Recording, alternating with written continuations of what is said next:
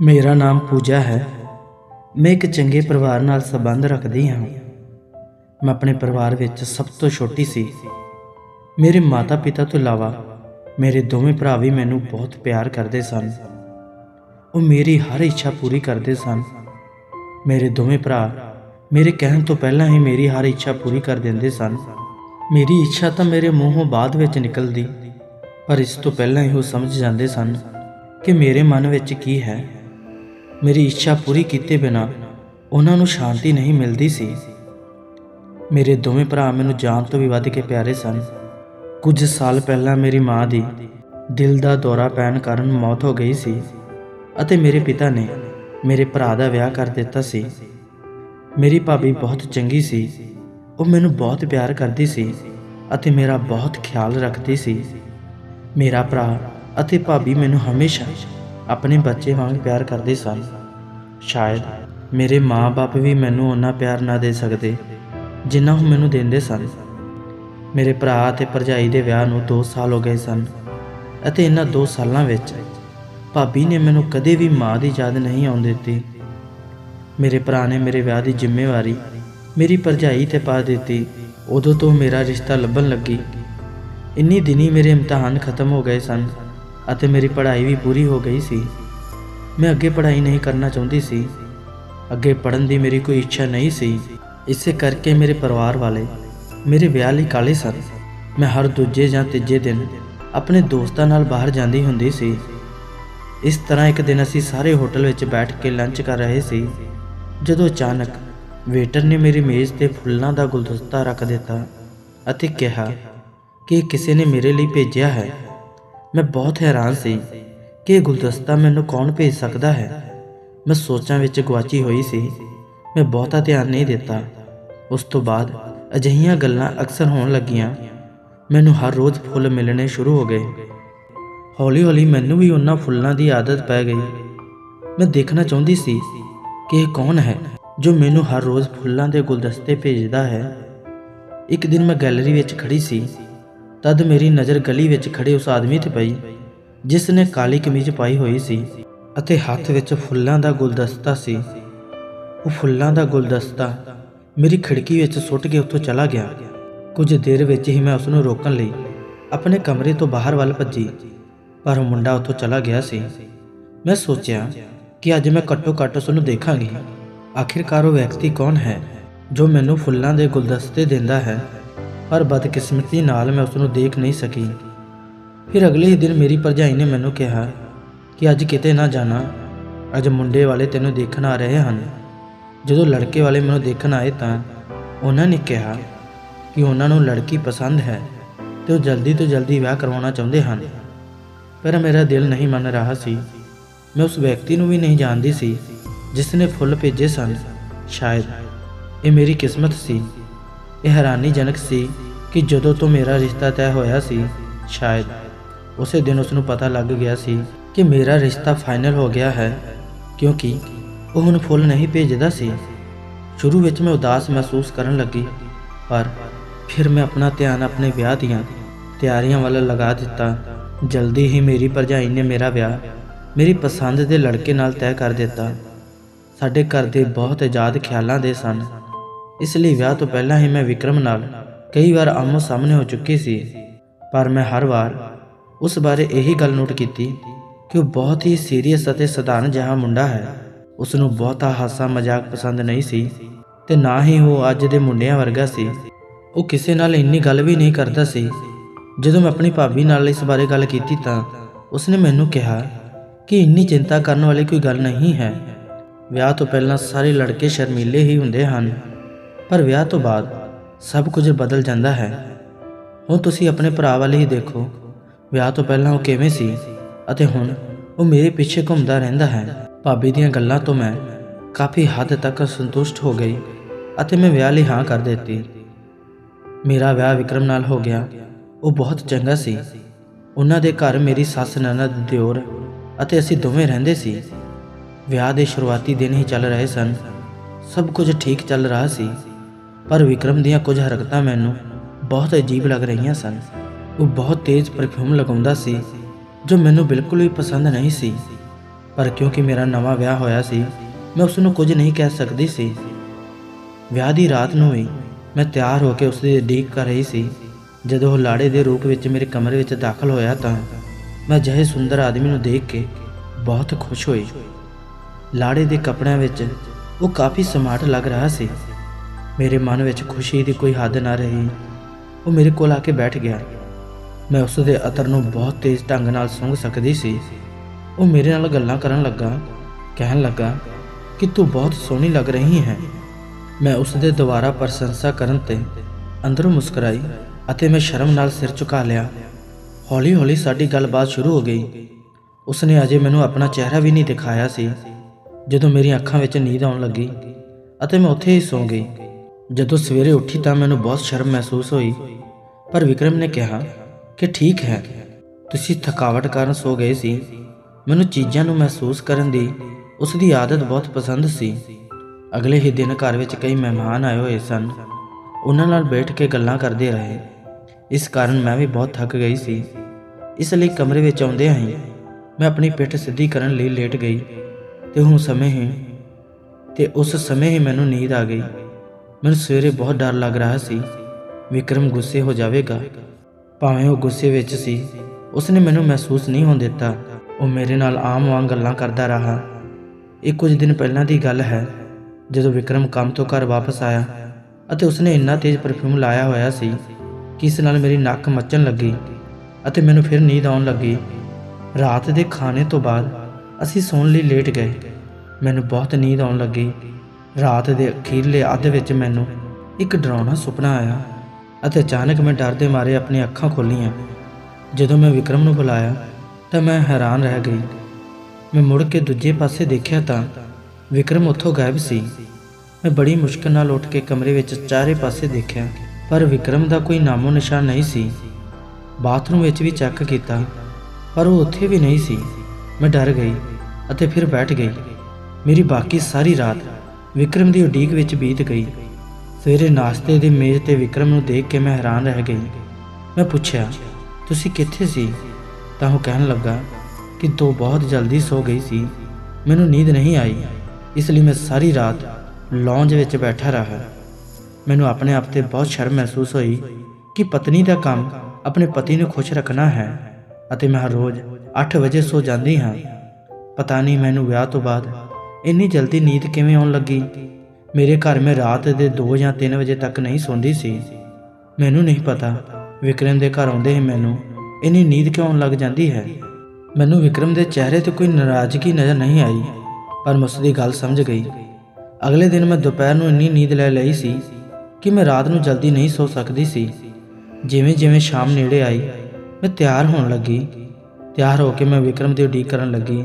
ਜਿਵੇਂ ਉਹ ਦਫ਼ਤਰ ਤੋਂ ਆਇਆ, ਮੈਂ ਉਸ ਦੇ ਹੱਥੋਂ ਬੈਗ ਲੈ ਲਿਆ ਅਤੇ ਮੈਂ ਮੁਸਕਰਾ ਕੇ ਉਹਨਾਂ ਵੱਲ ਦੇਖਣ ਲੱਗੀ। ਮੈਨੂੰ ਲੱਗਦਾ ਸੀ ਕਿ ਉਹ ਮੇਰੀ ਤਾਰੀਫ ਕਰੇਗਾ ਕਿ ਤੂੰ ਬਹੁਤ ਸੋਹਣੀ ਲੱਗ ਰਹੀ ਹੈ, ਪਰ ਸ਼ਾਇਦ ਉਸਨੇ ਮੈਨੂੰ ਚੰਗੀ ਤਰ੍ਹਾਂ ਦੇਖਿਆ ਵੀ ਨਹੀਂ ਸੀ। ਇਸ ਲਈ ਮੈਂ ਉਸ ਦੇ ਨੇੜੇ ਗਈ, ਪਰ ਫਿਰ ਬਸ ਕੀ ਸੀ, ਉਸ ਦੇ ਪਰਫਿਊਮ ਨੇ ਮੈਨੂੰ ਛਿੱਕਾਂ ਲਗਾ ਦਿੱਤੀਆਂ। ਵਿਕਰਮ ਨੇ ਬਹੁਤ ਤੇਜ਼ ਪਰਫਿਊਮ ਲਗਾਇਆ ਹੋਇਆ ਸੀ, ਇੰਨਾ ਤੇਜ਼ ਕਿ ਕੁਝ ਹੀ ਮਿੰਟਾਂ ਵਿੱਚ ਮੈਨੂੰ ਚੱਕਰ ਆਉਣ ਲੱਗੇ ਅਤੇ ਮੈਨੂੰ ਫਿਰ ਨੀਂਦ ਆਉਣ ਲੱਗੀ। ਫਿਰ ਪਤਾ ਨਹੀਂ ਕੀ ਹੋਇਆ, ਜਦੋਂ ਮੈਂ ਸਵੇਰੇ ਉੱਠੀ ਤਾਂ ਮੇਰਾ ਸਿਰ ਭਾਰਾ ਹੋ ਰਿਹਾ ਸੀ। ਅਚਾਨਕ ਮੇਰੀ ਨਜ਼ਰ ਮੇਰੇ ਹੱਥਾਂ ਪੈਰਾਂ ਤੇ ਪਈ ਅਤੇ ਮੈਂ ਡਰ ਗਈ। ਮੇਰੇ ਹੱਥਾਂ ਪੈਰਾਂ ਤੇ ਸੋਜ ਸੀ। ਮੈਨੂੰ ਸਮਝ ਨਹੀਂ ਆ ਰਹੀ ਸੀ ਕਿ ਇਹ ਮਸਲਾ ਕੀ ਹੈ। ਵਿਕਰਮ ਵੀ ਕਮਰੇ ਵਿੱਚ ਮੌਜੂਦ ਨਹੀਂ ਸੀ। ਨਾਸ਼ਤੇ ਦੀ ਮੇਜ਼ ਤੇ ਮੇਰੀ ਸੱਸ ਨੇ ਮੈਨੂੰ ਪੁੱਛਿਆ, ਤੇਰੇ ਹੱਥਾਂ ਨੂੰ ਕੀ ਹੋਇਆ? ਮੈਂ ਘਬਰਾ ਗਈ ਅਤੇ ਕਿਹਾ ਕਿ ਮੈਨੂੰ ਨਹੀਂ ਪਤਾ, ਸੋਜ ਹੈ। ਮੇਰੀ ਸੱਸ ਮੈਨੂੰ ਕਹਿਣ ਲੱਗੀ, ਕਰੀਮ ਆਦਿ ਲਗਾ ਲਓ ਤਾਂ ਜੋ ਸੋਜ ਦੂਰ ਹੋ ਜਾਵੇ। ਉਸਨੇ ਮੈਨੂੰ ਬੜੇ ਪਿਆਰ ਨਾਲ ਸਮਝਾਇਆ ਕਿ ਚੰਗੀਆਂ ਪਤਨੀਆਂ ਆਪਣੇ ਪਤੀਆਂ ਲਈ ਸੁੰਦਰ ਹੁੰਦੀਆਂ ਹਨ। ਆਪਣੀ ਸੁੰਦਰਤਾ ਨੂੰ ਪ੍ਰਭਾਵਿਤ ਨਾ ਹੋਣ ਦਿਓ, ਪਤੀ ਕਾਬੂ ਵਿੱਚ ਰਹਿੰਦਾ ਹੈ। ਇਸੇ ਤਰ੍ਹਾਂ ਕੁਝ ਸਮੇਂ ਬਾਅਦ ਵਿਕਰਮ ਨੂੰ ਬਾਹਰੋਂ ਆਉਂਦਾ ਦੇਖਿਆ। ਮੈਂ ਸਮਝ ਗਈ ਕਿ ਮੇਰੇ ਸੌਣ ਤੋਂ ਬਾਅਦ ਵਿਚਾਰਾ ਲਾਨ ਵਿੱਚ ਗਿਆ ਹੋਵੇਗਾ। ਮੇਰੀ ਸੱਸ ਚੰਗੀ ਔਰਤ ਸੀ। ਉਹ ਅਕਸਰ ਮੈਨੂੰ ਸਮਝਾਉਂਦੀ ਕਿ ਮੈਂ ਆਪਣੇ ਪਤੀ ਨੂੰ ਕਿਵੇਂ ਕਾਬੂ ਕਰਾਂ, ਪਰ ਮੈਂ ਉਸ ਨੂੰ ਕੀ ਦੱਸਾਂ। ਅਸੀਂ ਦੋਵੇਂ ਅੱਜ ਤੱਕ ਇੱਕ ਦੂਜੇ ਨੂੰ ਨਾਂ ਤੋਂ ਇਲਾਵਾ ਨਹੀਂ ਜਾਣਦੇ ਹਾਂ। ਵਿਆਹ ਨੂੰ 1 ਮਹੀਨੇ ਤੋਂ ਵੱਧ ਸਮਾਂ ਹੋ ਗਿਆ ਸੀ ਅਤੇ ਮੈਂ ਵਿਕਰਮ ਦੇ ਸੁਭਾਅ ਨੂੰ ਧੁੱਪ ਅਤੇ ਛਾਂ ਵਾਂਗ ਕਦੇ ਵੀ ਨਹੀਂ ਸਮਝ ਸਕੀ ਸੀ। ਕਈ ਵਾਰ ਉਹ ਮੇਰੇ ਨਾਲ ਬਹੁਤ ਚੰਗਾ ਵਰਤਾਓ ਕਰਦਾ ਸੀ ਅਤੇ ਕਈ ਵਾਰ ਉਹ ਅਜਨਬੀ ਵਾਂਗ ਵਿਵਹਾਰ ਕਰਦਾ ਸੀ, ਜਿਵੇਂ ਉਹ ਮੈਨੂੰ ਜਾਣਦਾ ਹੀ ਨਹੀਂ ਸੀ। ਮੰਗਲਵਾਰ ਦਾ ਦਿਨ ਸੀ ਜਦੋਂ ਮੈਂ ਆਪਣੇ ਕਮਰੇ ਵਿੱਚ ਬੈਠਾ ਸੀ ਕਿ ਅਚਾਨਕ ਵਿਕਰਮ ਮੇਰੇ ਕਮਰੇ ਵਿੱਚ ਦਾਖਲ ਹੋਇਆ। ਮੈਨੂੰ ਕੁਝ ਅਜੀਬ ਮਹਿਸੂਸ ਹੋਇਆ। ਉਹ ਬਹੁਤ ਕਾਹਲੀ ਵਿੱਚ ਜਾਪਦਾ ਸੀ। ਮੈਂ ਚੁੱਪਚਾਪ ਬੈਠ ਕੇ ਉਹਨਾਂ ਵੱਲ ਦੇਖਣ ਲੱਗੀ। ਉਹ ਛੇਤੀ ਨਾਲ ਤਿਆਰ ਹੋ ਕੇ ਕਿਤੇ ਚਲਾ ਗਿਆ ਅਤੇ ਮੈਨੂੰ ਇਹ ਦੱਸਣਾ ਵੀ ਜ਼ਰੂਰੀ ਨਹੀਂ ਸਮਝਿਆ ਕਿ ਉਹ ਕਿੱਥੇ ਜਾ ਰਿਹਾ ਹੈ। ਮੈਂ ਪੁੱਛਣ ਦੀ ਕੋਸ਼ਿਸ਼ ਕੀਤੀ। ਉਹ ਮੇਰੇ ਨਾਲ ਝਗੜਨ ਲੱਗਾ ਅਤੇ ਕਿਹਾ, ਤੁਸੀਂ ਕੀ ਸੋਚਦੇ ਹੋ? ਆਪਣੇ ਕੰਮ ਦਾ ਧਿਆਨ ਰੱਖੋ। ਕੁਝ ਸਮੇਂ ਬਾਅਦ ਮੇਰੀ ਸੱਸ ਨੇ ਮੈਨੂੰ ਪੁੱਛਿਆ ਕਿ ਵਿਕਰਮ ਕਿੱਥੇ ਹੈ, ਤਾਂ ਮੈਂ ਘਬਰਾ ਗਈ। ਮੈਂ ਆਪਣੀ ਸੱਸ ਨੂੰ ਨਾ ਦੱਸਿਆ ਤੇ ਚੁੱਪਚਾਪ ਉੱਥੇ ਹੀ ਖੜੀ ਰਹੀ। ਮੇਰੇ ਪਤੀ ਦੀ ਸ਼ਿਕਾਇਤ ਕਰਕੇ ਮੈਂ ਉਸ ਨੂੰ ਗੁੱਸਾ ਨਹੀਂ ਕਰਨਾ ਚਾਹੁੰਦੀ ਸੀ। ਵੈਸੇ ਵੀ ਉਹ ਮੇਰੇ ਨਾਲ ਗੁੱਸੇ ਵਿੱਚ ਰਹਿੰਦਾ ਸੀ। ਇੱਕ ਦਿਨ ਮੈਂ ਬਹੁਤ ਕੋਸ਼ਿਸ਼ ਕੀਤੀ ਕਿ ਅੱਜ ਨੀਂਦ ਨਾ ਆਵੇ, ਪਰ ਜਿਵੇਂ ਹੀ ਵਿਕਰਮ ਆਇਆ ਉਸ ਦੇ ਤੇਜ਼ ਪਰਫਿਊਮ ਦੀ ਮਹਿਕ ਕਾਰਨ ਮੈਂ ਸੌਂ ਗਈ। ਮੈਂ ਅਗਲੇ ਦਿਨ ਵਿਕਰਮ ਨੂੰ ਦੱਸਿਆ ਕਿ ਤੁਸੀਂ ਅਜਿਹਾ ਤੇਜ਼ ਪਰਫਿਊਮ ਨਾ ਲਗਾਓ, ਸ਼ਾਇਦ ਇਸ ਕਰਕੇ ਮੈਂ ਜਲਦੀ ਸੌ ਜਾਂਦੀ ਹਾਂ। ਪਰ ਮੇਰੀ ਗੱਲ ਸੁਣ ਕੇ ਉਸ ਨੂੰ ਬਹੁਤ ਗੁੱਸਾ ਆਇਆ ਅਤੇ ਕਿਹਾ ਕਿ ਤੁਸੀਂ ਆਪਣੀ ਨੀਂਦ ਨਾ ਆਉਣ ਲਈ ਮੇਰੇ ਪਰਫਿਊਮ ਨੂੰ ਕਿਉਂ ਦੋਸ਼ੀ ਠਹਿਰਾ ਰਹੇ ਹੋ? ਤੂੰ ਆਪ ਤਾਂ ਹਰ ਵੇਲੇ ਸੁੱਤੀ ਰਹਿੰਦੀ ਹੈ, ਤੈਨੂੰ ਮੇਰੀ ਕੋਈ ਪਰਵਾਹ ਨਹੀਂ। ਜਦੋਂ ਪਤੀ ਕੰਮ ਤੋਂ ਘਰ ਆਉਂਦੇ ਹਨ ਤਾਂ ਪਤਨੀਆਂ ਉਹਨਾਂ ਦਾ ਮੁਸਕਰਾਹਟ ਨਾਲ ਸਵਾਗਤ ਕਰਦੀਆਂ ਹਨ ਅਤੇ ਤੁਸੀਂ ਹਮੇਸ਼ਾ ਸੁੱਤੇ ਰਹਿੰਦੇ ਹੋ ਕਿ ਤੁਹਾਨੂੰ ਇਹ ਵੀ ਨਹੀਂ ਪਤਾ ਕਿ ਇੱਕ ਚੰਗੀ ਪਤਨੀ ਕੀ ਹੁੰਦੀ ਹੈ।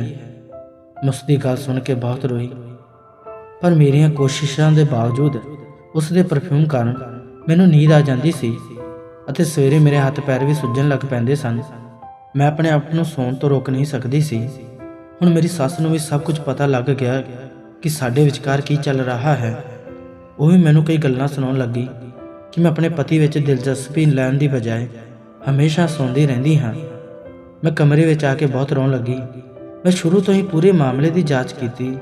ਮੈਂ ਇਹੀ ਸਮਝਿਆ ਕਿ ਇਸ ਪਰਫਿਊਮ ਵਿੱਚ ਵੀ ਕੁਝ ਗੱਲਬਾਤ ਹੈ, ਇਸ ਅਤਰ ਵਿੱਚ ਹੀ ਕੁਝ ਗੜਬੜ ਹੈ, ਇਸ ਅਤਰ ਵਿੱਚ ਕੁਝ ਅਜਿਹਾ ਹੈ ਜੋ ਮੇਰੇ ਲਈ ਅਨੁਕੂਲ ਨਹੀਂ ਹੈ। ਮੈਂ ਡਰੈਸਿੰਗ ਟੇਬਲ ਤੇ ਪਈਆਂ ਸਾਰੀਆਂ ਅਤਰ ਦੀਆਂ ਬੋਤਲਾਂ ਨੂੰ ਸੁੰਘ ਲਿਆ, ਪਰ ਵਿਕਰਮ ਜੋ ਪਰਫਿਊਮ ਲਗਾਉਂਦਾ ਸੀ ਉਹ ਕਿਧਰੇ ਵੀ ਨਹੀਂ ਮਿਲਿਆ। ਇਸ ਦਾ ਮਤਲਬ ਇਹ ਸੀ ਕਿ ਉਹ ਬਾਹਰੋਂ ਹੀ ਕੁਝ ਲਗਾ ਕੇ ਆਉਂਦੇ ਸਨ। ਰਾਤ ਨੂੰ ਜਦੋਂ ਵਿਕਰਮ ਘਰ ਆਇਆ ਤਾਂ ਉਹ ਫਰੈਸ਼ ਹੋਣ ਲਈ ਬਾਥਰੂਮ ਗਿਆ ਤਾਂ ਮੈਂ ਚੋਰੀ ਛਿਪੇ ਉਸ ਬੈਗ ਦੀ ਤਲਾਸ਼ੀ ਲਈ। ਮੈਨੂੰ ਉਸ ਦੇ ਬੈਗ ਵਿੱਚ ਪਰਫਿਊਮ ਦਾ ਡੱਬਾ ਮਿਲਿਆ। ਮੈਂ ਕਾਹਲੀ ਨਾਲ ਉਸ ਅਤਰ ਨੂੰ ਸੁੰਘ ਲਿਆ ਤੇ ਆਪਣੇ ਉੱਤੇ ਛਿੜਕਿਆ। ਅਚਾਨਕ ਮੇਰੇ ਮਨ ਵਿੱਚ ਖਿਆਲ ਆਇਆ ਕਿ ਇਸ ਪਰਫਿਊਮ ਦੀ ਬਦੌਲਤ ਹੀ ਮੈਂ ਸੋ ਜਾਂਦੀ ਹਾਂ।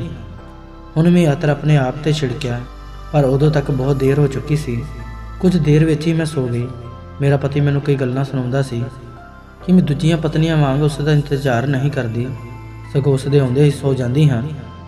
ਪਰ ਜਦੋਂ ਵੀ ਮੈਂ ਪਰਫਿਊਮ ਦਾ ਜ਼ਿਕਰ ਕਰਦੀ ਤਾਂ ਉਹ ਗੁੱਸੇ ਹੋ ਜਾਂਦਾ, ਕਹਿੰਦਾ ਕਿ ਮੈਂ ਵੀ ਪਰਫਿਊਮ ਲਗਾਇਆ ਹੈ, ਮੈਂ ਕਿਉਂ ਨਹੀਂ ਸੌਂਦਾ।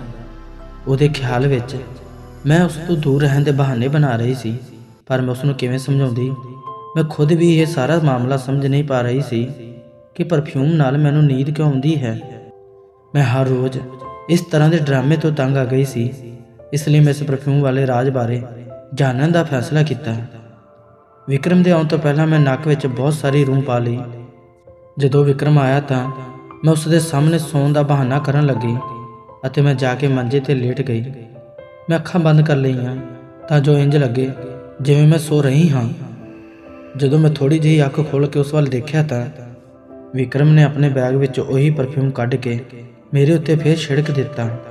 ਮੈਂ ਹੈਰਾਨ ਸੀ, ਜਾਨੀ ਉਹ ਖੁਦ ਚਾਹੁੰਦਾ ਸੀ ਕਿ ਮੈਂ ਸੋ ਜਾਵਾਂ ਅਤੇ ਮੇਰੇ ਤੇ ਦੋਸ਼ ਲਾਉਂਦਾ ਰਹਾਂ ਕਿ ਮੈਂ ਜਾਣ-ਬੁੱਝ ਕੇ ਸੋ ਜਾਂਦੀ ਹਾਂ। ਇਹ ਸ਼ੁਕਰ ਸੀ ਕਿ ਮੈਂ ਆਪਣਾ ਨੱਕ ਰੂੰ ਨਾਲ ਬੰਦ ਕਰ ਲਿਆ ਸੀ ਅਤੇ ਸਾਹ ਲੈਣਾ ਬੰਦ ਕਰ ਦਿੱਤਾ ਸੀ ਤਾਂ ਜੋ ਅਤਰ ਮੇਰੇ ਤੇ ਅਸਰ ਨਾ ਕਰੇ। ਮੇਰੇ ਤੇ ਅਤਰ ਛਿੜਕ ਕੇ ਉਹ ਖੁਦ ਨਹਾਉਣ ਲਈ ਚਲਾ ਗਿਆ ਅਤੇ ਇਸ਼ਨਾਨ ਕਰਨ ਤੋਂ ਬਾਅਦ ਕਮਰੇ ਤੋਂ ਬਾਹਰ ਚਲਾ ਗਿਆ। ਉਸ ਦੇ ਜਾਣ ਤੋਂ ਬਾਅਦ ਮੈਂ ਦੇਖਣ ਲਈ ਖੜੀ ਹੋਈ ਕਿ ਉਹ ਕਿੱਥੇ ਜਾ ਰਿਹਾ ਸੀ। ਵਿਕਰਮ ਸਾਰੀ ਰਾਤ ਲਾਨ ਵਿੱਚ ਬੈਠਾ ਕਿਸੇ ਨਾਲ ਫੋਨ ਤੇ ਗੱਲਾਂ ਕਰਦਾ ਰਿਹਾ। ਮੈਂ ਉਲਝਣ ਵਿੱਚ ਸੀ ਕਿ ਸਭ ਕੀ ਹੋ ਰਿਹਾ ਹੈ। ਉਹ ਮੈਨੂੰ ਆਪਣੇ ਤੋਂ ਦੂਰ ਕਿਉਂ ਰੱਖ ਰਿਹਾ ਸੀ? ਉਹ ਮੇਰੇ ਨਾਲ ਅਜਿਹਾ ਕਿਉਂ ਕਰ ਰਿਹਾ ਸੀ? ਸ਼ਾਇਦ ਉਹ ਮੈਨੂੰ ਪਸੰਦ ਨਹੀਂ ਕਰਦਾ ਸੀ। ਮੈਂ ਉਸ ਦੇ ਦਿਲ ਵਿੱਚ ਜਗ੍ਹਾ ਬਣਾਉਣਾ ਚਾਹੁੰਦੀ ਸੀ। ਇਸ ਲਈ ਅਗਲੇ ਦਿਨ ਮੈਂ ਆਪਣੇ ਪਤੀ ਲਈ ਕੁਝ ਤੋਹਫ਼ਾ ਲੈਣ ਲਈ ਬਾਜ਼ਾਰ ਜਾਣ ਦਾ ਫੈਸਲਾ ਕੀਤਾ। ਉਸ ਦਾ ਜਨਮ ਦਿਨ ਵੀ ਨੇੜੇ ਆ ਰਿਹਾ ਸੀ ਅਤੇ ਮੈਂ ਉਸ ਨੂੰ ਇੱਕ ਪਿਆਰਾ ਤੋਹਫ਼ਾ ਦੇਣਾ ਚਾਹੁੰਦੀ ਸੀ। ਇਸੇ ਬਹਾਨੇ ਉਸ ਦਾ ਦਿਲ ਮੇਰੇ ਵੱਲ ਪਿਘਲ ਜਾਵੇਗਾ।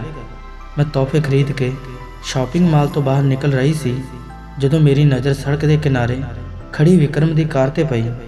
ਮੈਂ ਇਹ ਦੇਖ ਕੇ ਹੈਰਾਨ ਰਹਿ ਗਈ ਕਿ ਇਸ ਸਮੇਂ ਉਸ ਨੂੰ ਦਫ਼ਤਰ ਵਿੱਚ ਹੋਣਾ ਚਾਹੀਦਾ ਸੀ। ਉਹ ਇੱਥੇ ਕੀ ਕਰ ਰਿਹਾ ਹੈ? ਉਸ ਸਮੇਂ ਵਿਕਰਮ ਦੇ ਨਾਲ ਕਾਰ 'ਚੋਂ ਇੱਕ ਖੂਬਸੂਰਤ ਲੜਕੀ ਬਾਹਰ ਆਈ। ਉਹ ਉਸ ਸੋਹਣੀ ਕੁੜੀ ਨਾਲ ਇੱਕ ਹੋਟਲ ਵਿੱਚ ਗਿਆ। ਮੈਂ ਉਹਨਾਂ ਦਾ ਪਿੱਛਾ ਕੀਤਾ। ਜਦੋਂ ਮੈਂ ਅੰਦਰ ਗਈ ਤਾਂ ਦੇਖਿਆ ਕਿ ਉਹ ਦੋਵੇਂ ਲੰਚ ਕਰ ਰਹੇ ਸਨ। ਮੈਂ ਗੁੱਸੇ ਨਾਲ ਘਰ ਵਾਪਸ ਆ ਗਈ ਕਿ ਮੈਂ ਇਸ ਲੜਕੇ ਦਾ ਧਿਆਨ ਖਿੱਚਣ ਦੀ ਪੂਰੀ ਕੋਸ਼ਿਸ਼ ਕਰ ਰਹੀ ਸੀ ਅਤੇ ਉਹ ਦੂਜੀਆਂ ਕੁੜੀਆਂ ਦੇ ਪਿੱਛੇ ਜਾਂਦਾ ਹੈ। ਉਸ ਦਿਨ ਮੈਂ ਮੰਨ ਲਿਆ ਕਿ ਇਹ ਇੱਕ ਇਤਫਾਕ ਹੋ ਸਕਦਾ ਹੈ ਕਿ ਉਹ ਕੁੜੀ ਉਸ ਦੇ ਕਾਲਜ ਦੇ ਦੋਸਤਾਂ ਵਿੱਚੋਂ ਇੱਕ ਜਾਂ ਉਸ ਦੀ ਚਚੇਰੀ ਭੈਣ ਆਦਿ ਵਿੱਚੋਂ ਕੋਈ ਹੋਵੇ। ਇਹ ਸੋਚ ਕੇ ਮੈਂ ਆਪਣੇ ਮਨ ਨੂੰ ਝੂਠੀ ਤਸੱਲੀ ਦਿੱਤੀ। ਪਰ ਕੁਝ ਦਿਨਾਂ ਬਾਅਦ ਮੈਂ ਦੋਹਾਂ ਨੂੰ ਫਿਰ ਇਕੱਠੇ ਦੇਖਿਆ। ਉਸ ਦਿਨ ਜਦੋਂ ਮੈਂ ਆਪਣੇ ਪੇਕੇ ਘਰ ਤੋਂ ਵਾਪਸ ਆ ਰਹੀ ਸੀ ਤਾਂ ਇੱਕ ਸਿਗਨਲ ਤੇ ਕਾਰ ਰੁਕੀ ਤੇ ਮੈਂ ਉਹਨਾਂ ਦੋਵਾਂ ਨੂੰ ਦੇਖਿਆ। ਉਹ ਦੋਵੇਂ ਹਸਪਤਾਲ ਅੰਦਰ ਜਾ ਰਹੇ ਸੀ।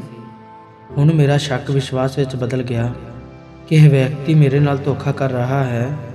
ਮੇਰੇ ਉੱਥੇ ਹੋਣ ਦੇ ਬਾਵਜੂਦ ਉਸ ਦਾ ਕਿਸੇ ਹੋਰ ਨਾਲ ਅਫੇਅਰ ਚੱਲ ਰਿਹਾ ਸੀ ਅਤੇ ਮੈਂ ਉਸ ਦੀਆਂ ਸਾਰੀਆਂ ਖੇਡਾਂ ਨੂੰ ਸਮਝਣ ਲੱਗੀ। ਬੇਸ਼ੱਕ ਮੇਰਾ ਪਤੀ ਮੇਰੇ ਨਾਲ ਵਿਆਹ ਨਹੀਂ ਕਰਨਾ ਚਾਹੁੰਦਾ ਸੀ ਅਤੇ ਉਸ ਕੋਲ ਜਾਂਦਾ, ਇਸ ਲਈ ਹਰ ਰਾਤ ਉਹ ਮੈਨੂੰ ਸੁਆ ਦਿੰਦਾ ਅਤੇ ਉਸ ਕੋਲ ਜਾਂਦਾ। ਮੈਂ ਫੈਸਲਾ ਕਰ ਲਿਆ ਕਿ ਮੈਂ ਇਹ ਰਾਜ ਦੀ ਤਹਿ ਤੱਕ ਪਹੁੰਚਾਂਗੀ। ਮੈਂ ਕਦੇ ਵੀ ਆਪਣੇ ਪਤੀ ਨੂੰ ਕਿਸੇ ਨਾਲ ਸਾਂਝਾ ਨਹੀਂ ਕਰ ਸਕਦੀ ਕਿਉਂਕਿ ਮੈਨੂੰ ਉਸ ਨਾਲ ਪਿਆਰ ਹੋ ਗਿਆ ਸੀ ਕਿ ਉਸ ਦਾ ਇਸ ਔਰਤ ਨਾਲ ਅਫੇਅਰ ਸੀ। ਮੈਂ ਉਹਨਾਂ ਨੂੰ ਉਸ ਦੇ ਚੁੰਗਲ ਵਿੱਚੋਂ ਕਢਾ ਕੇ ਰਹਾਂਗੀ। ਉਹਨਾਂ ਦਿਨਾਂ ਵਿੱਚ ਮੈਨੂੰ ਇੱਕ ਹੋਰ ਮੁਸ਼ਕਲ ਦਾ ਵੀ ਸਾਹਮਣਾ ਕਰਨਾ ਪਿਆ। ਹਰ ਰੋਜ਼ ਮੇਰੀ ਸੱਸ ਮੈਨੂੰ ਪੁੱਛਦੀ ਕਿ ਮੇਰੀ ਨੂੰਹ ਖੁਸ਼ਖਬਰੀ ਕਦੋਂ ਸੁਣਾਏਗੀ। ਮੈਂ ਸੱਸ ਦੇ ਅਜਿਹੇ ਸਵਾਲਾਂ ਨਾਲ ਬਹੁਤ ਘਬਰਾ ਜਾਂਦੀ ਸੀ, ਪਰ ਇੰਜ ਲੱਗਦਾ ਸੀ ਜਿਵੇਂ ਵਿਕਰਮ ਨੂੰ ਇਸ ਬਾਰੇ ਕੋਈ ਖਬਰ ਨਹੀਂ ਸੀ। ਇਸ ਲਈ ਉਹ ਆਪਣੇ ਕੰਮ ਵਿੱਚ ਇੰਨਾ ਰੁੱਝਿਆ ਰਿਹਾ ਅਤੇ ਤੇਜ਼ ਪਰਫਿਊਮ ਲਗਾਉਣ ਤੋਂ ਵੀ ਨਹੀਂ ਹਟਿਆ। ਹੁਣ ਜਿੱਦ ਕਾਰਨ ਮੈਂ ਵੀ ਉਸ ਨੂੰ ਕੁਝ ਵੀ ਕਹਿਣਾ ਬੰਦ ਕਰ ਦਿੱਤਾ ਸੀ ਅਤੇ ਜਾਣਬੁੱਝ ਕੇ ਉਸ ਪਰਫਿਊਮ ਕਾਰਨ ਮੈਂ ਜਲਦੀ ਸੋ ਜਾਂਦੀ ਸੀ। ਮੈਂ ਸਾਰਾ ਦਿਨ ਉਲਝਣ ਵਿੱਚ ਹੀ ਗੁਜ਼ਾਰਦੀ ਸੀ। ਇੱਕ ਦਿਨ ਇਹਨਾਂ ਸਾਰੀਆਂ ਗੱਲਾਂ ਦੇ ਤਣਾਅ ਕਾਰਨ ਮੇਰਾ ਬੀਪੀ ਵੱਧ ਗਿਆ ਅਤੇ ਮੈਂ ਬੇਹੋਸ਼ ਹੋ ਗਈ। ਜਦੋਂ ਮੈਨੂੰ ਹੋਸ਼ ਆਈ ਤਾਂ ਮੈਂ ਹਸਪਤਾਲ ਵਿੱਚ ਸੀ। ਡਾਕਟਰ ਨੇ ਮੈਨੂੰ ਦੱਸਿਆ ਕਿ ਤੁਹਾਡੇ ਪਤੀ ਨੇ ਤੁਹਾਡਾ ਬਹੁਤ ਧਿਆਨ ਰੱਖਿਆ ਹੈ। ਉਹ ਪਿਛਲੇ 2 ਦਿਨਾਂ ਤੋਂ ਇੱਥੇ ਹੀ ਸੀ। ਡਾਕਟਰ ਦੀਆਂ ਗੱਲਾਂ ਸੁਣ ਕੇ ਮੈਨੂੰ ਖੁਸ਼ੀ ਦੇ ਨਾਲ ਹੈਰਾਨੀ ਵੀ ਹੋਈ, ਪਰ ਜਿਵੇਂ ਹੀ ਮੇਰੀ ਨਜ਼ਰ ਉਸ ਡਾਕਟਰ ਤੇ ਪਈ ਮੈਂ ਹੈਰਾਨ ਰਹਿ ਗਈ।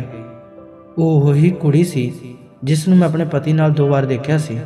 ਡਾਕਟਰ ਮੁਸਕਰਾਉਂਦੀ ਹੋਈ ਉੱਥੋਂ ਚਲੀ ਗਈ। ਮੈਂ ਕੁਝ ਸਮਾਂ ਪਹਿਲਾਂ ਆਪਣੇ ਪਤੀ ਦੀਆਂ ਗੱਲਾਂ ਸੁਣ ਕੇ ਬਹੁਤ ਹੈਰਾਨ ਹੋਈ। ਹੁਣ ਮੈਨੂੰ ਸਮਝ ਆਇਆ ਕਿ ਉਹ ਉੱਥੇ 2 ਦਿਨ ਕਿਉਂ ਰਿਹਾ। ਯਕੀਨਨ ਮੇਰੇ ਕਾਰਨ ਉਸ ਨੂੰ ਇਸ ਡਾਕਟਰ ਦੇ ਨੇੜੇ ਹੋਣ ਦਾ ਚੰਗਾ ਮੌਕਾ ਮਿਲਿਆ ਹੋਵੇਗਾ। ਉਹ ਡਾਕਟਰ ਹੈ ਹੀ ਇੰਨੀ ਸੋਹਣੀ ਸੀ ਕਿ ਕਿਸੇ ਦਾ ਵੀ ਦਿਲ ਉਸ ਉੱਤੇ ਆ ਸਕਦਾ ਸੀ ਤੇ ਇਹੀ ਗੱਲ ਮੇਰੇ ਦਿਲ ਨੂੰ ਚੁੱਪ ਕਰਾਉਂਦੀ ਸੀ। ਜਦੋਂ ਮੇਰੀ ਸਿਹਤ ਠੀਕ ਹੋ ਗਈ ਤਾਂ ਭਾਬੀ ਅਤੇ ਭਰਾ ਮੈਨੂੰ ਲੈਣ ਆਏ। ਉਸ ਨੇ ਕਿਹਾ ਕੁਝ ਦਿਨ ਸਾਡੇ ਕੋਲ ਰਹੋ। ਮੈਂ ਉਹਨਾਂ ਨਾਲ ਆਪਣੇ ਪੇਕੇ ਘਰ ਆ ਗਈ। ਆਪਣੇ ਕਮਰੇ ਵਿੱਚ ਆ ਕੇ ਜਦੋਂ ਮੈਂ ਅਲਮਾਰੀ ਵਿੱਚੋਂ ਕੱਪੜੇ ਕੱਢੇ ਤਾਂ ਮੈਨੂੰ ਕਈ ਸੁੱਕੇ ਫੁੱਲ ਮਿਲੇ। ਉਹਨਾਂ ਫੁੱਲਾਂ ਨੂੰ ਦੇਖ ਕੇ ਮੈਨੂੰ ਸਭ ਕੁਝ ਯਾਦ ਆ ਗਿਆ ਕਿ ਕੋਈ ਮੈਨੂੰ ਪਿਆਰ ਕਰਦਾ ਸੀ ਤੇ ਪਾਗਲਾਂ ਵਾਂਗ ਹਰ ਰੋਜ਼ ਮੈਨੂੰ ਫੁੱਲ ਭੇਜਦਾ ਸੀ ਅਤੇ ਮੈਂ ਅੱਜ ਜਿਸ ਨੂੰ ਚਾਹੁੰਦੀ ਹਾਂ ਉਸ ਨੂੰ ਮੇਰੀ ਕੋਈ ਕਦਰ ਹੀ ਨਹੀਂ। ਅਗਲੇ ਦਿਨ ਭਰਾ ਮੈਨੂੰ ਦੁਬਾਰਾ ਹਸਪਤਾਲ ਲੈ ਕੇ ਗਿਆ ਕਿਉਂਕਿ ਡਾਕਟਰ ਨੇ ਕਿਹਾ ਸੀ ਕਿ ਤੁਸੀਂ ਆਪਣਾ ਚੈੱਕਅਪ ਦੁਬਾਰਾ ਕਰਵਾਓ। ਮੈਂ ਭਰਾ ਨਾਲ ਉਸੇ ਗੈਲਰੀ ਵਿੱਚ ਬੈਠੀ ਸੀ ਜਦੋਂ ਮੈਂ ਵਿਕਰਮ ਨੂੰ ਉਸੇ ਡਾਕਟਰ ਕੁੜੀ ਨਾਲ ਉਸ ਕਮਰੇ ਵਿੱਚ ਜਾਂਦਾ ਦੇਖਿਆ। ਉਸ ਕੁੜੀ ਦੀ ਗੋਦੀ ਵਿੱਚ ਇੱਕ ਬੱਚਾ ਵੀ ਸੀ। ਇਹ ਦੇਖ ਕੇ ਮੇਰਾ ਮਨ ਦੁੱਖ ਨਾਲ ਭਰ ਗਿਆ। ਮੈਂ ਬਿਮਾਰ ਸੀ ਅਤੇ ਮੇਰਾ ਪਤੀ ਆਪਣੇ ਗਲਤ ਕੰਮਾਂ ਵਿੱਚ ਰੁੱਝਿਆ ਹੋਇਆ ਸੀ। ਮੈਂ ਦੌੜ ਕੇ ਕਾਰ ਵਿੱਚ ਬੈਠ ਗਈ ਅਤੇ ਰੋਣ ਲੱਗ ਪਈ। ਵਿਚਾਰਾ ਮੇਰਾ ਭਰਾ ਮੈਨੂੰ ਦੇਖ ਕੇ ਬਹੁਤ ਪਰੇਸ਼ਾਨ ਹੋਇਆ ਅਤੇ ਪੁੱਛਣ ਲੱਗਾ ਕਿ ਕੀ ਹੋਇਆ, ਚੈੱਕਅਪ ਕਿਉਂ ਨਹੀਂ ਕਰਵਾਇਆ। ਮੈਂ ਕਿਹਾ ਨਹੀਂ, ਮੈਂ ਕਿਸੇ ਹੋਰ ਸਮੇਂ ਕਰਵਾ ਲਵਾਂਗੀ। ਇਸ ਸਮੇਂ ਮੈਂ ਹਸਪਤਾਲ ਵਿੱਚ ਘਬਰਾਹਟ ਮਹਿਸੂਸ ਕਰ ਰਹੀ ਹਾਂ। ਭਰਾ ਨੇ ਪੁੱਛਿਆ ਕੀ ਹੋਇਆ, ਤੁਸੀਂ ਠੀਕ ਹੋ? ਮੈਂ ਕਿਹਾ ਹਾਂ ਵੀਰ ਜੀ, ਮੈਂ ਬਿਲਕੁਲ ਠੀਕ ਹਾਂ। ਮੈਨੂੰ ਘਰ ਜਾਣ ਦਾ ਮਨ ਹੈ। ਖੈਰ ਫਿਰ ਅਸੀਂ ਘਰ ਵਾਪਸ ਆ ਗਏ। ਘਰ ਆ ਕੇ ਮੈਂ ਗੁੱਸੇ ਨਾਲ ਇੱਧਰ ਉੱਧਰ ਤੁਰਦੀ ਰਹੀ। ਮੇਰਾ ਮਨ ਕਰਦਾ ਸੀ ਕਿ ਮੈਂ ਉਸ ਕੁੜੀ ਨੂੰ ਗਾਇਬ ਕਰਵਾ ਦੇਵਾਂ ਤਾਂ ਜੋ ਮੇਰਾ ਪਤੀ ਉਸ ਤੋਂ ਛੁਟਕਾਰਾ ਪਾ ਲਵੇ ਅਤੇ ਕੇਵਲ ਮੇਰਾ ਹੀ ਰਹੇ। ਅਗਲੇ ਦਿਨ ਮੈਂ ਆਪਣੀ ਭਰਜਾਈ ਨੂੰ ਦੱਸਿਆ ਅਤੇ ਹਸਪਤਾਲ ਆ ਗਈ। ਮੇਰਾ ਇਰਾਦਾ ਅੱਜ ਉਸ ਡਾਕਟਰ ਨਾਲ ਚੰਗੀ ਤਰ੍ਹਾਂ ਗੱਲ ਕਰਨ ਦਾ ਸੀ। ਜਦੋਂ ਮੈਂ ਰਿਸੈਪਸ਼ਨ ਤੋਂ ਪਤਾ ਕੀਤਾ ਤਾਂ ਪਤਾ ਲੱਗਾ ਕਿ ਉਹ ਡਾਕਟਰ ਕੈਫੇ ਵਿੱਚ ਹੈ। ਉੱਥੇ ਪਹੁੰਚ ਕੇ ਮੈਨੂੰ ਝਟਕਾ ਲੱਗਾ। ਜਦੋਂ ਮੈਂ ਉਸ ਦੇ ਨੇੜੇ ਗਈ ਤਾਂ ਉਹ ਮੁਸਕਰਾਉਂਦੀ ਹੋਈ ਖੜੀ ਹੋ ਗਈ ਅਤੇ ਮੇਰਾ ਹਾਲ ਚਾਲ ਪੁੱਛਣ ਲੱਗੀ ਅਤੇ ਆਪਣੇ ਨਾਲ ਖੜੇ ਆਦਮੀ ਵੱਲ ਇਸ਼ਾਰਾ ਕਰਕੇ ਮੈਨੂੰ ਦੱਸਿਆ ਕਿ ਉਹ ਮੇਰਾ ਪਤੀ ਹੈ ਅਤੇ ਉਹ ਮੇਰਾ ਪਿਆਰਾ ਪੁੱਤਰ ਹੈ। ਕੁਰਸੀ ਤੇ ਬੈਠੇ 2 ਸਾਲ ਦੇ ਬੱਚੇ ਨੂੰ ਉਠਾਉਂਦੇ ਹੋਏ ਉਸਨੇ ਕਿਹਾ, ਜੋ ਮੈਂ ਕੱਲ੍ਹ ਉਸ ਦੀ ਗੋਦੀ ਵਿੱਚ ਦੇਖਿਆ ਸੀ। ਉਸਨੇ ਹੈਰਾਨੀ ਨਾਲ ਮੇਰੇ ਵੱਲ ਦੇਖਿਆ ਅਤੇ ਹੱਸਦਿਆਂ ਕਿਹਾ ਕਿ ਸਾਡੀ ਦੋਵਾਂ ਦਾ ਪਸੰਦ ਦਾ ਵਿਆਹ ਹੈ। ਕੋਈ ਇਹ ਵੀ ਨਹੀਂ ਸੋਚ ਸਕਦਾ ਕਿ ਮੈਂ ਇੱਕ ਬੱਚੇ ਦੀ ਮਾਂ ਹਾਂ, ਪਰ ਮੈਨੂੰ ਉਸ ਤੋਂ ਇਹਨਾਂ ਗੱਲਾਂ ਦੀ ਉਮੀਦ ਬਿਲਕੁਲ ਵੀ ਨਹੀਂ ਸੀ। ਮੈਂ ਸੋਚ ਰਹੀ ਸੀ ਕਿ ਉਹ ਮੇਰੇ ਪਤੀ ਨੂੰ ਭਰਮਾਉਣ ਦੀ ਕੋਸ਼ਿਸ਼ ਕਰ ਰਹੀ ਸੀ, ਪਰ ਉਹ ਵਿਆਹੀ ਹੋਈ ਸੀ ਅਤੇ ਇੱਕ ਬੱਚੇ ਦੀ ਮਾਂ ਵੀ ਸੀ ਅਤੇ ਆਪਣੀ ਜ਼ਿੰਦਗੀ ਵਿੱਚ ਬਹੁਤ ਖੁਸ਼ ਲੱਗ ਰਹੀ ਸੀ। ਫਿਰ ਉਸ ਦਾ ਵਿਕਰਮ ਨਾਲ ਕੀ ਸੰਬੰਧ ਸੀ? ਉਹ ਕਹਿਣ ਲੱਗੀ ਕਿ ਵਿਕਰਮ ਹਰ ਵੇਲੇ ਤੇਰੇ ਬਾਰੇ ਹੀ ਗੱਲਾਂ ਕਰਦਾ ਰਹਿੰਦਾ ਹੈ। ਜਦੋਂ ਤੂੰ ਬਿਮਾਰ ਸੀ ਤਾਂ ਉਸ ਵਿਚਾਰੇ ਨੇ ਤੇਰਾ ਬਹੁਤ ਖਿਆਲ ਰੱਖਿਆ। ਤੂੰ ਬਹੁਤ ਖੁਸ਼ਕਿਸਮਤ ਹੈ ਜਿਸ ਨੂੰ ਵਿਕਰਮ ਵਰਗਾ ਪਤੀ ਮਿਲਿਆ। ਉਸ ਡਾਕਟਰ ਦੀ ਗੱਲ ਸੁਣ ਕੇ ਮੇਰਾ ਦਿਮਾਗ ਘੁੰਮ ਰਿਹਾ ਸੀ, ਕਿਉਂਕਿ ਉਹ ਝੂਠ ਬੋਲ ਰਹੀ ਸੀ।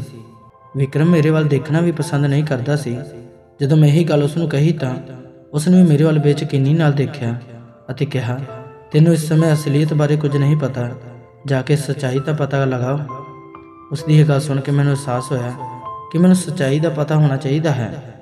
ਸੱਚ ਦਾ ਪਤਾ ਮੈਨੂੰ ਵਾਪਸ ਆ ਕੇ ਹੀ ਲੱਗ ਸਕਦਾ ਸੀ। ਮੈਂ ਹਸਪਤਾਲ ਤੋਂ ਘਰ ਵਾਪਸ ਆ ਗਈ। ਮੇਰੇ ਸੱਸ ਅਤੇ ਨਨਦ ਮੈਨੂੰ ਦੇਖ ਕੇ ਬਹੁਤ ਖੁਸ਼ ਹੋਏ। ਮੈਂ ਉਹਨਾਂ ਨੂੰ ਵਿਕਰਮ ਨੂੰ ਇਹ ਦੱਸਣ ਲਈ ਮਨਾ ਕਰ ਦਿੱਤਾ ਕਿ ਮੈਂ ਘਰ ਵਾਪਸ ਆ ਗਈ ਹਾਂ। ਵਿਕਰਮ ਨੂੰ ਪਤਾ ਨਹੀਂ ਸੀ ਕਿ ਮੈਂ ਘਰ ਵਾਪਸ ਆ ਗਈ ਹਾਂ, ਇਸ ਲਈ ਅੱਜ ਜਦੋਂ ਉਹ ਕਮਰੇ ਵਿੱਚ ਆਇਆ ਤੇ ਉਸਨੇ ਪਰਫਿਊਮ ਨਹੀਂ ਸੀ ਲਾਇਆ। ਮੈਂ ਦੇਖਣਾ ਚਾਹੁੰਦੀ ਸੀ ਕਿ ਅੱਜ ਉਹ ਕਿਹੜੀ ਚਾਲ ਵਰਤ ਕੇ ਮੈਨੂੰ ਸਵਾ ਰਿਹਾ ਹੈ। ਮੈਂ ਅਚਾਨਕ ਉਸ ਦੇ ਸਾਹਮਣੇ ਆ ਕੇ ਖੜ ਗਈ। ਉਹ ਮੈਨੂੰ ਕਮਰੇ ਵਿੱਚ ਦੇਖ ਕੇ ਘਬਰਾ ਗਿਆ ਅਤੇ ਪੁੱਛਿਆ ਕਿ ਤੁਸੀਂ ਕਦੋਂ ਆਏ ਹੋ? ਮੈਂ ਕਿਹਾ, ਤੁਸੀਂ ਆਪ ਹੀ ਕਹਿੰਦੇ ਹੋ ਕਿ ਤੁਹਾਡੇ ਆਉਂਦੇ ਹੀ ਮੈਂ ਸੋ ਜਾਂਦੀ ਹਾਂ, ਇਸ ਲਈ ਅੱਜ ਮੈਂ ਤੁਹਾਡੀਆਂ ਸਾਰੀਆਂ ਸ਼ਿਕਾਇਤਾਂ ਨੂੰ ਖਤਮ ਕਰਨ ਬਾਰੇ ਸੋਚ ਰਹੀ ਹਾਂ। ਵਿਕਰਮ ਦੇ ਚਿਹਰੇ ਦਾ ਰੰਗ ਉੱਡ ਗਿਆ ਸੀ। ਉਸਨੇ ਕਿਹਾ ਕਿ ਨਹੀਂ, ਤੁਹਾਨੂੰ ਸੌਣਾ ਚਾਹੀਦਾ ਹੈ, ਤੁਹਾਡੀ ਸਿਹਤ ਠੀਕ ਨਹੀਂ ਹੈ। ਮੈਂ ਸਟੱਡੀ ਰੂਮ ਜਾ ਰਿਹਾ ਹਾਂ, ਮੈਨੂੰ ਕੁਝ ਕੰਮ ਹੈ। ਉਹ ਉੱਠ ਕੇ ਕਮਰੇ ਤੋਂ ਬਾਹਰ ਚਲੇ ਗਏ। ਮੈਨੂੰ ਬਹੁਤ ਗੁੱਸਾ ਆਇਆ। ਮੈਂ ਗੁੱਸੇ ਵਿੱਚ ਕਮਰੇ ਵਿੱਚ ਇੱਧਰ ਉੱਧਰ ਚੀਜ਼ਾਂ ਸੁੱਟਣ ਲੱਗ ਪਈ। ਮੈਂ ਅਲਮਾਰੀ 'ਚੋਂ ਕੱਪੜੇ ਕੱਢ ਕੇ ਬੈੱਡ 'ਤੇ ਸੁੱਟਣ ਲੱਗੀ। ਮੈਂ ਘਰ ਵਾਪਸ ਜਾਣ ਲਈ ਆਪਣੇ ਕੱਪੜੇ ਪੈਕ ਕਰ ਲਏ। ਮੈਂ ਘਰ ਵਾਪਸ ਜਾਣ ਦਾ ਫੈਸਲਾ ਕਰ ਲਿਆ ਸੀ। ਕੱਪੜੇ ਕੱਢਦੇ ਸਮੇਂ ਅਚਾਨਕ ਅਲਮਾਰੀ ਵਿੱਚੋਂ ਇੱਕ ਚਿੱਟਾ ਲਿਫਾਫਾ ਜ਼ਮੀਨ 'ਤੇ ਡਿੱਗ ਪਿਆ। ਨਾ ਚਾਹੁੰਦੇ ਹੋਏ ਵੀ ਮੈਂ ਉਹ ਲਿਫਾਫਾ ਚੁੱਕ ਲਿਆ। ਇਹ ਕਿਸੇ ਹਸਪਤਾਲ ਦਾ ਲਿਫਾਫਾ ਸੀ। ਸ਼ਾਇਦ ਰਿਪੋਰਟਾਂ ਮੇਰੀਆਂ ਹੀ ਹੋਣਗੀਆਂ। ਇਹ ਸੋਚ ਕੇ ਮੈਂ ਉਸ ਨੂੰ ਖੋਲ੍ਹਿਆ, ਪਰ ਜਿਵੇਂ ਜਿਵੇਂ ਮੈਂ ਰਿਪੋਰਟ ਪੜ੍ਹਦੀ ਗਈ ਮੇਰੇ ਪੈਰਾਂ ਹੇਠੋਂ ਜ਼ਮੀਨ ਖਿਸਕਣ ਲੱਗੀ। ਇਹ ਸੋਚ ਕੇ ਮੈਂ ਉਸ ਨੂੰ ਖੋਲ੍ਹਿਆ, ਪਰ ਜਿਵੇਂ ਜਿਵੇਂ ਮੈਂ ਰਿਪੋਰਟ ਪੜ੍ਹਦੀ ਗਈ ਮੇਰੇ ਪੈਰਾਂ ਹੇਠੋਂ ਜ਼ਮੀਨ ਖਿਸਕਣ ਲੱਗੀ। ਇਹ ਰਿਪੋਰਟ ਵਿਕਰਮ ਦੀ ਸੀ। ਉਸ ਨੂੰ ਬ੍ਰੇਨ ਟਿਊਮਰ ਸੀ।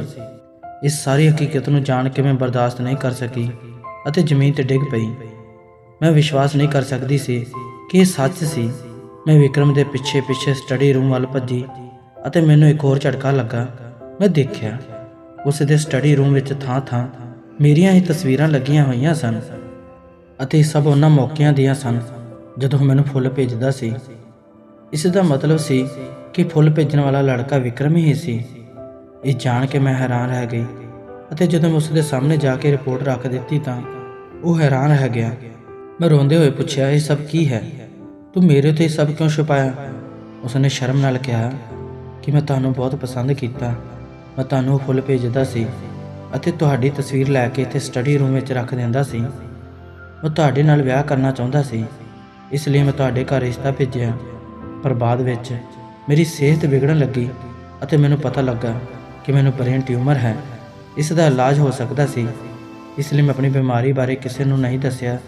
ਮੈਨੂੰ ਆਸ ਸੀ ਕਿ ਵਿਆਹ ਤੋਂ ਪਹਿਲਾਂ ਆਪਣਾ ਇਲਾਜ ਕਰਵਾ ਕੇ ਮੈਂ ਪੂਰੀ ਤਰ੍ਹਾਂ ਠੀਕ ਹੋ ਜਾਵਾਂਗਾ, ਪਰ ਡਾਕਟਰ ਨੇ ਕਿਹਾ ਮੇਰੇ ਇਲਾਜ ਲਈ 2 ਮਹੀਨੇ ਹੋਰ ਲੱਗਣਗੇ, ਇਸ ਲਈ ਕਿ ਤੁਹਾਨੂੰ ਪਤਾ ਨਾ ਲੱਗੇ।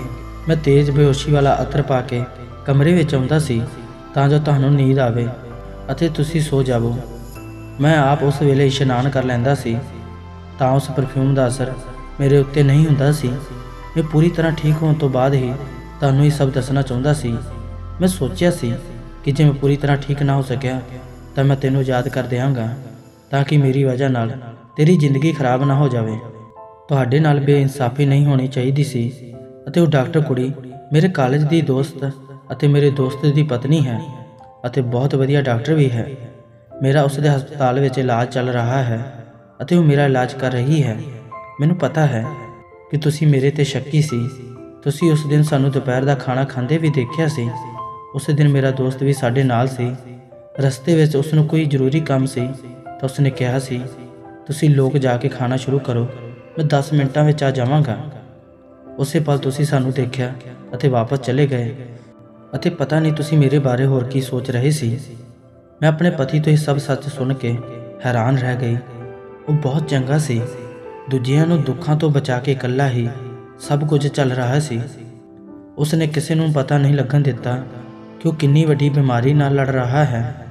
ਮੈਂ ਉਸ ਨੂੰ ਦਿਲਾਸਾ ਦਿੱਤਾ ਅਤੇ ਕਿਹਾ ਕਿ ਚਿੰਤਾ ਨਾ ਕਰੋ, ਤੁਸੀਂ ਜ਼ਰੂਰ ਠੀਕ ਹੋ ਜਾਵੋਗੇ ਅਤੇ ਰੱਬ ਨਾ ਕਰੇ ਕਿ ਜੇ ਤੁਸੀਂ ਕਦੇ ਠੀਕ ਨਾ ਹੋਵੇ, ਮੈਂ ਫਿਰ ਵੀ ਤੁਹਾਡੇ ਨਾਲ ਰਹਾਂਗੀ।